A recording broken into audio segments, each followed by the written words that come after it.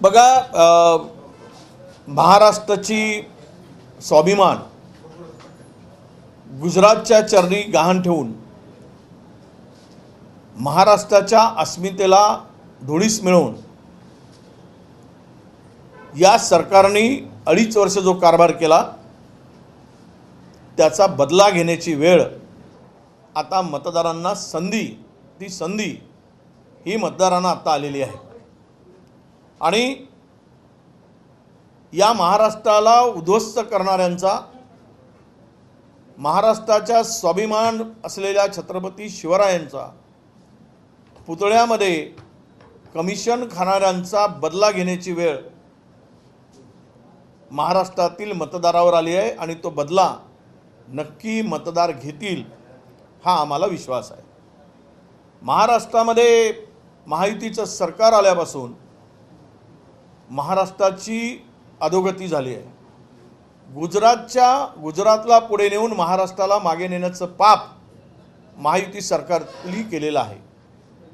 महाराष्ट्रातले उद्योग पळवून महाराष्ट्रातली तरुणाच्या जीवनाशी खेळ खेळण्याचं काम या लोकांनी केलं आहे। कायदा आणि सुव्यवस्थेचे तर धिंडवडे निघाले, नावालाही शिल्लक राहिली नाही। दिवसा ढवळ्या महाराष्ट्रामध्ये गोळीबार होतो, महिलावर अत्याचार होतात, मुलीवर अत्याचार होतात।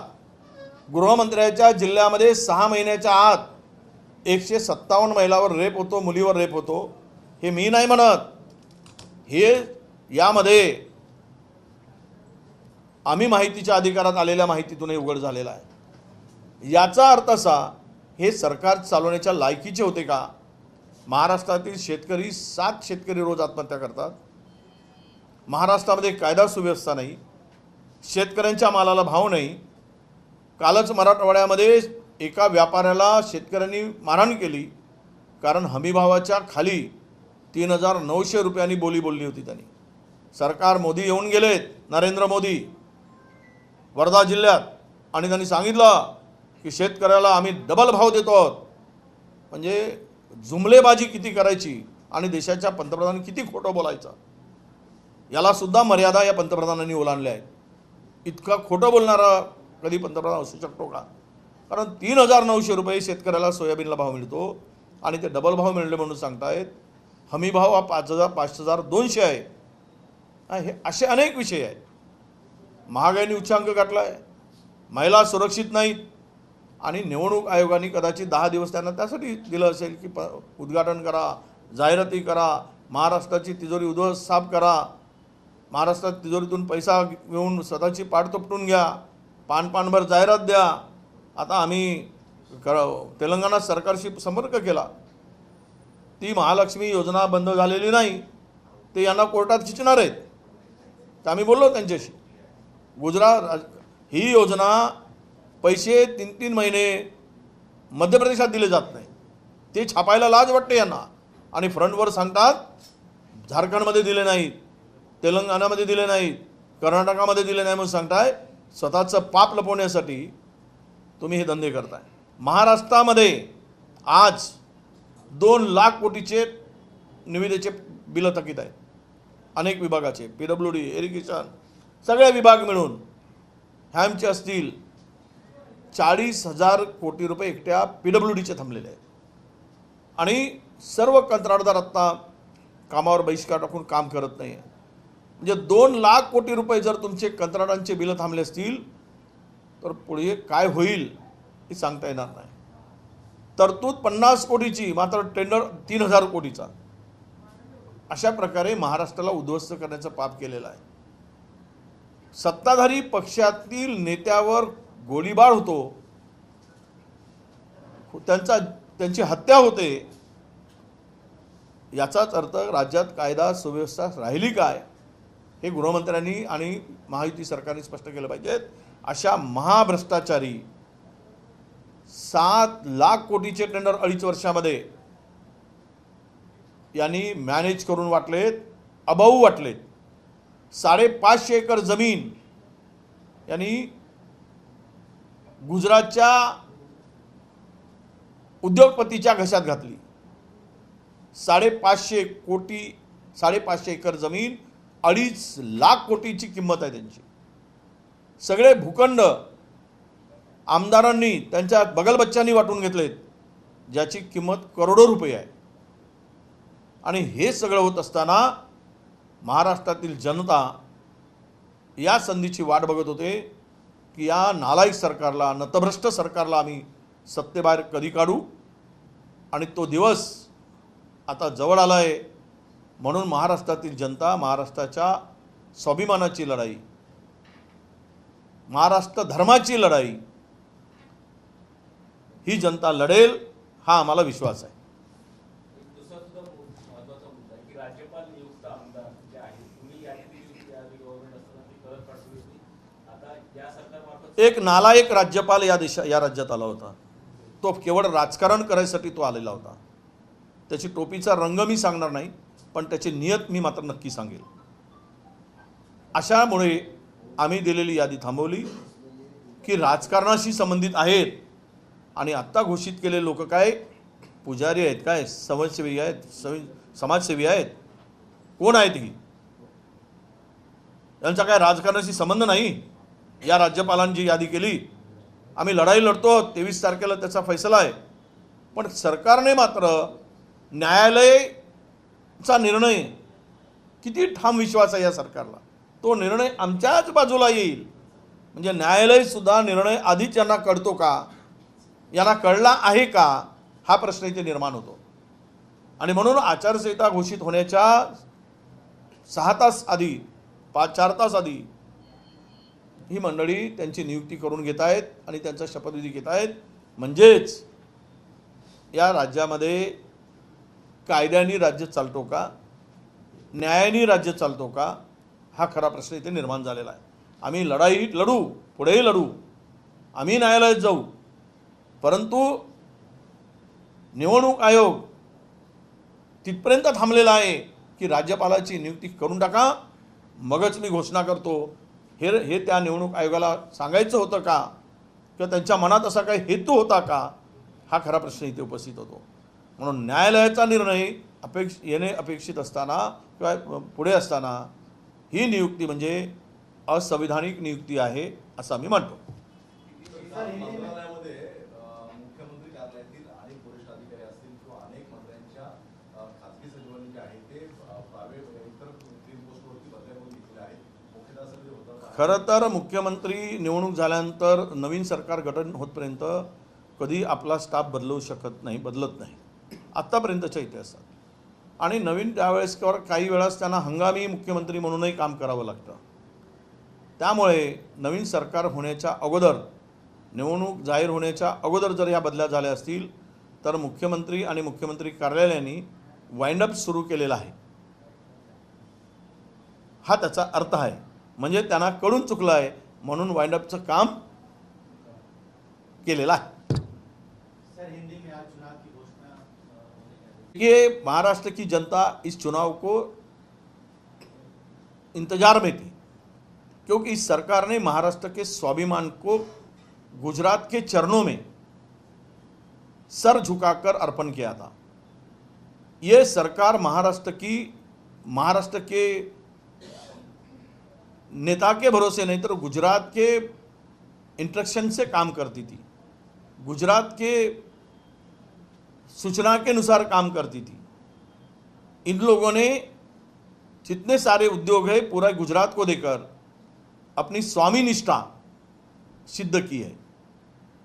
तो ये महाराष्ट्र के धर्म को डुबाने वाले, महाराष्ट्र के धर्म के साथ गद्दारी करने वाले ऐसी सरकार को सत्ता से हटाने के लिए जनता इंतजार में बैठी है। और मुझे पूरा विश्वास है कि इनको इनकी जगह महाराष्ट्र की जनता दिखाएगी। हम चुनाव के लिए तैयार हैं। जिस दिन बोर्ड ऑफ कंट्रोल लेने वाला है, 6 एमएलसीज को गवर्नर की शपथ दिलाई जा रही है। नहीं, ये मामला अभी रिजल्ट इसके आने से है। 23 तारीख को इस बारे में कोर्ट ने फैसला सुनाने वाले हैं, तो इतनी जल्दबाजी क्यों थी? ये किस तरह से ये निर्णय लिया गया? राज्यपाल ने स्वाक्षरी की, और उसका नोटिफिकेशन भी निकल गया, अभी ओथ भी होने वाली है उनकी। तो ये सब पता इससे चलता है कि ये सरकार को कि कल आने वाला निर्णय इनके पक्ष में होगा, इसका पता होगा, या न्यायालय क्या निर्णय देने वाले हैं इस बारे में इनको जानकारी होगी। अब यही पता लगता है कि न्यायालय का कल का निर्णय सरकार के फेवर में होगा या ये नियुक्ति के फेवर में होगा। तो कुछ बदबू सी इस बारे में हमें आती है। नहीं, वो तो हमारे यादी हमने भेजी थी। अब उन्होंने कहा था कि ये पॉलिटिशियन है, ये नियुक्तियां नहीं कर सकते। वो था एक महाराष्ट्र में कलंक था, ऐसे कोई राज्यपाल होता है, मैं उसके टोपी का उसके कैप का मैं कलर नहीं बताऊंगा, पर उनकी जो राजनीति थी, ऐसा गंदगी महाराष्ट्र, ऐसा पॉलिटिशियन, ये ऐसा गवर्नर महाराष्ट्र में कभी होगा ही नहीं, ऐसा वो एक नाम था। ऐसे लोगों ऐसे इन्होंने जो नाकारा था। तो आज जो नियुक्ति की गई, यह पॉलिटिशियन नहीं है, ये क्या सोशल वर्कर है, सामाजिक कार्यक्रम में है, इन्होंने चुनाव नहीं लड़े हैं इसमें से। तो इसका मतलब यही होता है कि ये जानबूझ कर किया गया, कानून को ताक पर रखकर किया गया, कानून से इनको डर नहीं है, कानून अपने हाथ में है। हमारा कानून कोई बिगाड़ नहीं सकता, हमारा कुछ भी कानून से कुछ आड़ा नहीं हो सकता, टेढ़ा नहीं हो सकता, ऐसी भूमिका ये सरकार की दिखती है। और न्यायालय को निर्णय को भी ये समझते हैं कि वो न्यायालय या जुडिशरी हमारे इशारे पर काम करेगी, इतना विश्वास भी इनको है। एकनाथ शिंदे बार-बार ये कह रहे हैं कि दाढ़ी को अंडर एस्टिमेट मत करो, उसने महाविकास आघाड़ी की सरकार गिराई। ऐसा है, गद्दारी करके कोई दाढ़ी हो या बाड़ी हो, गद्दार तो गद्दार होता है, चाहे दाढ़ी हो या बाड़ी कितनी भी पहलवान की हो, उसके ऊपर तो सिक्का वही लगा है। सरकार गिराना और लोगों पार्टी तोड़ना ये मर्दून की नहीं होती है, ये मर्दानगी नहीं होती है, ये भगोड़े होते हैं जो गुजरात से जाकर गुवाहाटी से लेकर वाया गोवा आते। इस स्वाभिमान की बात इन्होंने नहीं करना चाहिए। जिन्होंने भारतीय जनता पक्ष के साथ में शिवसेना बीजेपी का अलायंस था, तब यही एकनाथ शिंदे रो रहे थे, रिजाइन जेब में लेकर घूम रहे थे उनके नेतागण। तब इन्होंने रोके बात कहा कि हम इनके साथ में रहेंगे तो हमारी पार्टी को ये लोग खत्म कर देंगे। तो अभी ईडी और सीबीआई से बचने के लिए जो इन्होंने तोड़फोड़ की, तो इनको स्वाभिमान की बात का सवाल ही नहीं आता बात करने का। रशीद अल्वी कांग्रेस के नेता वो कह रहे हैं कि जब पेजर इजराइल पेजर से बम ब्लास्ट कर सकता है तो ईवीएम हैकिंग भी पॉसिबल है। मोदी जी के इजराइल के साथ नाते काफी अच्छे हैं, कैसे देखते हैं? वो तो पेगासस से लेकर तो जो कोई अभी इस बारे में क्या बोले कि फोन टैपिंग, ये सब आया है। सत्ता बदलेगी तो अब हम बताएंगे, आज इस बारे में ज़्यादा बात करने की नहीं। पर ईवीएम हैक हो सकता है, बहुत सारे लोगों का कहना है। अब ईवीएम पे चुनाव न हो, ये भी एक तबका, बड़ा तबका इस बारे में बात करता है और विरोध भी करता है। सीट बंटवारे का क्या मौजूदा स्टेटस है?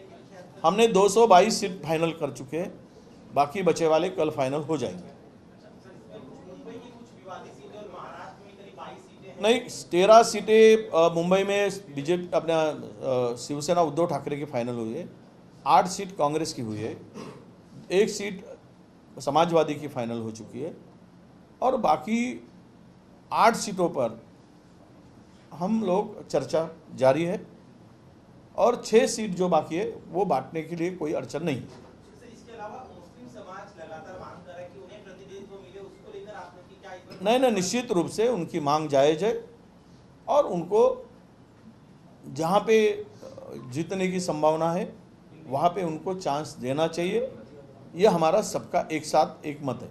इसके अलावा लोकसभा चुनाव में आप सबसे बड़े दल बनकर उभरे थे, तो क्या इस बार सीट बंटवारे में ज्यादातर सीटें कांग्रेस को मिलेगी या 100 से ज्यादा आप उम्मीद कर रहे हैं? देखो, आपस में ज़्यादा सीटें कम सीटें ये नहीं, तो महायुति को सत्ता से पदच्युत करना, सत्ता से हकालना, यह हमारा उद्देश्य है। इसलिए हम लोग एक साथ लड़ना चाहते हैं, और हमें पूरा विश्वास है कोई कितना भी कहे, हम तीनों पार्टियां महाविकास आघाड़ी एक साथ लड़ेगी। 288 जगह पे, 288 जगह पे एक साथ लड़ेगी और सत्ता परिवर्तन करेगी, यह हमें विश्वास है। सर, झारखंड में आपकी पार्टी और अपोजिशन के लोगों ने चुनाव आयोग से अपील डाउटफुल है अपोजिशन पार्टीज की नज़र में? चुनाव तो डाउटफुल ये हरियाणा में भी दिखा, जो हुआ है उस बारे में विश्लेषण की जरूरत नहीं थी। बहुत सारे हमारे प्रवक्ता ने भी कहा था, जो मशीन का यूज किया गया था वो मशीन 99% उसकी चार्ज थी।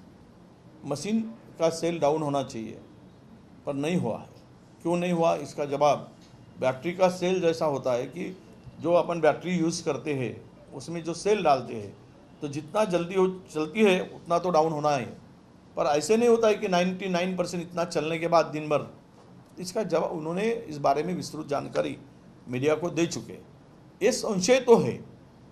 और आज भी राज्य के अंदर में डीजी जिनको एक्सटेंशन पे रहती है, तो हम लोग फेयर चुनाव की भाषा किस तरह से करेंगे? उसको हटाने के लिए हमने लेटर दे चुके कि वो रहते हुए फेयर चुनाव नहीं सकते महाराष्ट्र के अंदर में।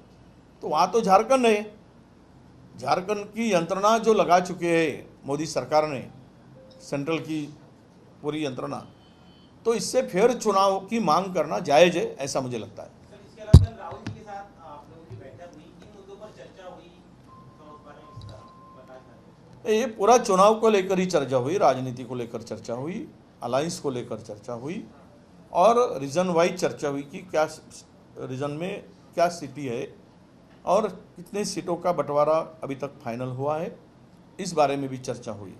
और बात ये भी हाईकमान ने कही कि पूरा का पूरा यूनाइटेड इस चुनाव में महाविकास आघाड़ी करके यूनाइटेड होकर चुनाव को सामने जाओ, ये बात वहाँ पे चर्चा में आई। कुछ स्ट्रैटेजी होती है, वो प्रेस के सामने बताने की ज़रूरत नहीं होती है। स्ट्रैटेजी अगर ओपन करे तो दूसरों को पता चलेगी। सर, हरियाणा चुनाव की गलतियों से क्या सीखा है महाविकास? निश्चित रूप से हरियाणा से हमने बहुत कुछ सीखा है। हरियाणा में जो भाजपा ने जो खेला था वो महाराष्ट्र में नहीं होगा। महाराष्ट्र ये अलग राष्ट्र है, तो इसमें कोई कितना भी प्रयास करे, कितनी भी पेपर भर के जाहिरात किए, कोई नाम बदल कर भाऊ कहे, कोई नाम बदल कर भाई कहे, खुद को दादा कहे, दादा भी नहीं काम आएगा, भाऊ भी नहीं आएगा, ना भाई भी नहीं आएगा। ये सब फेल हो चुके हैं महाराष्ट्र के अंदर में, और जाहिरात के भरोसे वोट पाने की पूरी कोशिश कर रहे, और झूठ नैरेटिव ये भरोसे ये राजनीति या चुनाव आगे जाना चाहते हैं। हम लोगों को पूरा विश्वास है कि जनता इनका बंदोबस्त करेगी। सर, मुख्यमंत्र्यांनी लाडक्या बहिणींना पत्र लिहिलेलं आहे आणि माझं आयुष्य तुम्हाला समर्पित आहे, पण इच्छा आहे, अशा प्रकारचे भावना नाही, हे निवडणुकीच्या तोंडावर आठवण्यापेक्षा या लाडक्या भावाला 2.5 वर्षापूर्वी आठवलं असतं। महिलावर अत्याचार होत होते महाराष्ट्रातील, 1 लाख महिला आता गायब आहेत, 1,35,000। त्यावेळेस लाडका भाऊ कुठे गेला होता? पैसे कमवण्यात व्यस्त होता काय? माल कमवण्यात व्यस्त होता काय लाडका भाऊ? टेंडर मॅनेज करण्यात व्यस्त होता काय लाडका भाऊ? आत्ता लाडका भाऊ म्हणून सांगताय। तर त्यामुळं अशा गोष्टी निवडणुकीच्या तोंडावर केल्याचा काही परिणाम होणार नाही, आणि खोटं सांगून किंवा किती खोटं आव आणून ज्या जिल्ह्यामध्ये त्यांचेच पदाधिकारी सत्ताधाऱ्यांचे मुलीवर अत्याचार करतात, काल परवा एक त्यांच्या जवळच्या व्यक्तीने अल्पवयीन मुलींची विनयभंग केला ठाण्यात, हे घडत असताना लाडकी बहीण म्हणण्याचा अधिकार कुठे आहे? लाडक्या बहिणीची मागणी आहे की पहिले भाऊ आमचं संरक्षण कर। ओवाळणीमध्ये 1,500 मागायसाठी बहिणी येत नाही, भाऊ बिजेला धागा बांधायसाठी बहीण येते हाताला, की बहीण भावाच्या रक्षणासाठी तो रक्षणाचा धागा असतो। राखी हे काही केवळ बहिणीला बांधली जाते भाऊबीजेची, ही केवळ राखी म्हणून नाही बघत, ती ओवाळणीसाठी साडी चोळी मिळेल म्हणून येत नाही, तर भावाच्या रक्षणासाठी बहीण दरवाज्यात येते। हे येते भाऊ याला आपल्या भाऊबीजे याला येते, काय म्हणतात त्याला, रक्षाबंधनाला, आणि भाऊबीजेला भाऊ बहिणीच्या दरवाज्यात जातो। बघा, रक्षाबंधनाला बहीण भावाच्या दरवाज्यात येते, घरी येते, आणि भाऊबीजेला भाऊ बहिणीच्या घरी जातो। का जातो? भाई बहिणीला सांगतो मी तुझ्या पाठीशी आहे। हे केवळ तिला ओवाळणी करायसाठी आणि ओवाळून घेण्यासाठी जात नाही, तर मी रक्षणासाठी तुझ्या दरवाज्यात आलो आहे, तू जरी परक्याच्या घरात असशील तरी मी तुझं रक्षण करणार आहे, हा विश्वास देण्यासाठी भाऊ जातो। हे 1,500ची ओवाळणी टाकायसाठी नाही जात, आणि बहीण काय ते हे घेऊन ओवाळणीचं ताट घेऊन 1,500च्या अपेक्षेनं बसली नाही आहे. तिला विश्वास पाहिजेत की माझं संरक्षण होईल का.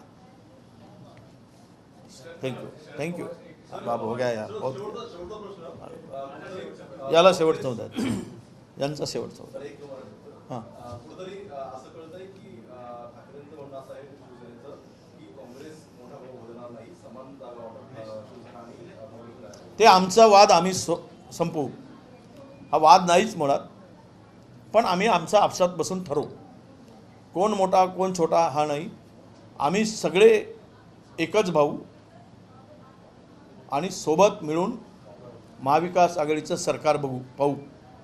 ते तिकडे चोर चोर मावस भाऊ, आम्ही इकडे सख्खे भाऊ. सर, पवार साहब का कहना है कि 84 वर्ष में हो महाराष्ट्र को सही राह पे लाने से पहले वो नहीं रुकेंगे, कैसे देखेंगे? हाँ पवार साहब ने कहा है कि उनकी एज 84 हो या 90 हो, महाराष्ट्र को सही रास्ते पे लाने के पहले वो नहीं रुकेंगे. सवाल ही नहीं, इच्छा शक्ति बड़ी होती है. महाराष्ट्र की जनता की सुरक्षा, महाराष्ट्र की जनता का हित और महाराष्ट्र को गलत रास्ते से निकालकर सही रास्ते पर लाने की जिद्द करूँगी. जिनके सामने जनता के हित की बात होगी तो वो योद्धा कभी हारता नहीं, चाहे उम्र कितनी भी हो. हमें गर्व है शरद पवार साहब के ऊपर कि जो इस लड़ाई में इस उम्र में लड़ रहे. ये असंवैधानिक, अनैतिक, धोखेबाज, टेंडरबाज, कमीशनखोर, मैं हरामखोर नहीं बोलूँगा, गलत बात होता है. आप कितना भी बोलो तो मैं नहीं बात करूँगा. ऐसे सरकार को सत्ता से पदच्युत करने के लिए योद्धा करके लड़ रहे, हम उनका स्वागत करते हैं. Thank you.